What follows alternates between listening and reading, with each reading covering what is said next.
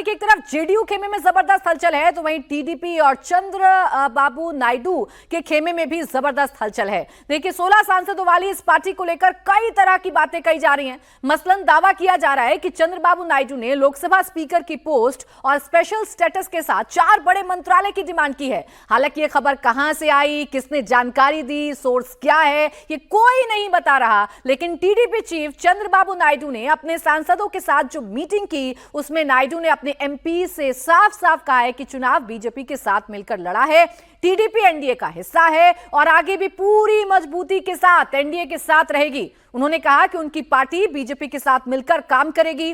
कृष्ण प्रसाद ने यह भी बताया कि टीडीपी ने बीजेपी के सामने कोई शर्त नहीं रखी, कोई मंत्रालय नहीं मांगा गया है। अब नायडू भी अपने सांसदों के साथ मीटिंग कर रहे हैं।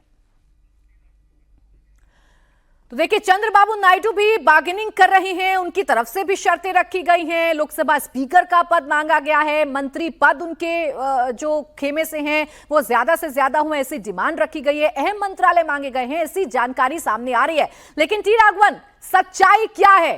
चंद्रबाबू नायडू के दिल में क्या है? किसको वो मंत्री बनाना चाहते हैं और क्या डिमांड रखेंगे एनडीए में शामिल हो रहे हैं? तो देखिए प्राची, बहुत साफ साफ ये समझा जा सकता है कि बार्गेनिंग नाम का कोई भी टर्म जो है टीडीपी की तरफ से इस्तेमाल नहीं किया जा रहा है। कल हम विजयवाड़ा में थे, तब चंद्रबाबू नायडू ने वहां पर एमपीज के साथ मीटिंग की थी। कम से कम 7 से 8 एमपीज से हमारी बात हुई थी। सबका यह कहना था कि चंद्रबाबू नायडू ने सिर्फ ये मैसेज दिया कि वो एनडीए के पार्टनर हैं, एनडीए के साथ उनके संबंध बहुत बढ़िया हैं और इसको आगे वो राज्य के विकास के लिए, मैं बहुत दबाव देकर ये बात कर रहा हूं कि राज्य के विकास के लिए इसको वो एक तरह से भुनाना चाहते हैं। बहुत क्लियर मैसेज चंद्रबाबू नायडू की तरफ से गया है केंद्र की सरकार को, मोदी 3.0 को, कि हम राज्य के आर्थिक मदद के लिए हमारी पहली प्रायोरिटी होगी। उन्होंने ये भी कहा कि हम स्पेशल स्टेटस की मांग करके दुविधा में केंद्र की सरकार को नहीं डाल सकते, इसलिए जो आर्थिक पैकेज है, इकोनॉमिक पैकेज जो है वो अमरावती डेवलपमेंट के नाम पर हमें मिले। रेड्यूसल जो है तकरीबन 1.5 लाख करोड़ का बाकी है, जब बाइफर्केशन हुआ था, ये पैसा अभी भी आंध्र प्रदेश को आना है। तो ये जो है मेजर फोकस होगा। साथ में पोलावरम प्रोजेक्ट जो रुका हुआ है केंद्र सरकार का, उसको जल्द से जल्द पूरा करने का जो जिम्मेदारी है केंद्र सरकार को, वो जल्दी वो करे, उसे पूरा। ये 1-2 डिमांड की गई है। जहां तक मंत्रालय की बात है, बहुत साफ तरीके से टीडीपी की तरफ से कह दिया गया कि किसी भी तरह का दबाव नहीं डाला जाएगा। हालांकि जो सोर्सेस हैं, टॉप सोर्सेस टीडीपी के, वो हमें बताते हैं कि उन्हें 3 बर्थ मिल सकती है, उसमें 1 कैबिनेट होगा और 2 एमओएस होंगे। इसके अलावा अगर हम दक्षिण की बाकी राज्यों की बात करें, क्योंकि बैलेंस करना बहुत जरूरी है प्राची, जनसेना के 2 एमपी, वहां पर उनका स्ट्राइक रेट 100 रहा है।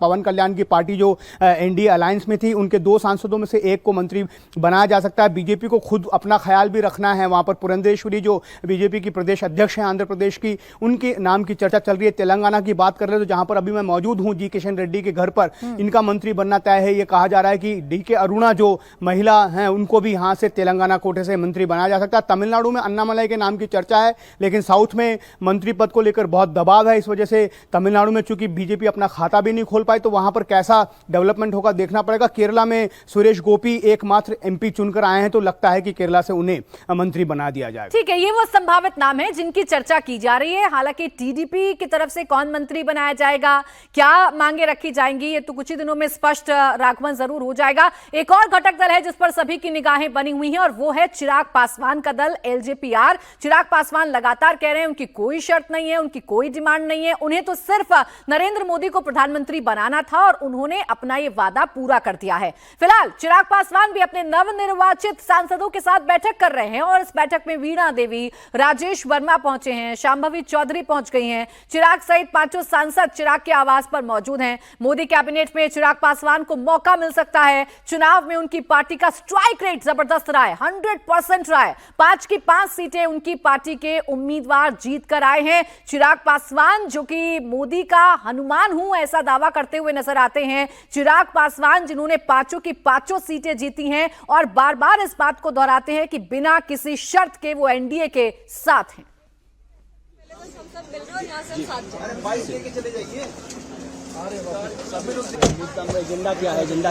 देखिए, शांभवी चौधरी पहुंच रही हैं, वीणा देवी पहुंच रही हैं। चिराग पासवान के घर पर यह बैठक हो रही है। कुल मिलाकर 5 सांसद चिराग पासवान की पार्टी से चुनकर आए हैं। विशाल, क्या चर्चा हो रही है एलजेपीआर के खेमे में? चिराग पासवान का मंत्री बनना तय है या उनके कोटे से किसी और का भी नाम चल रहा है, कोई और भी मंत्री बन सकता है?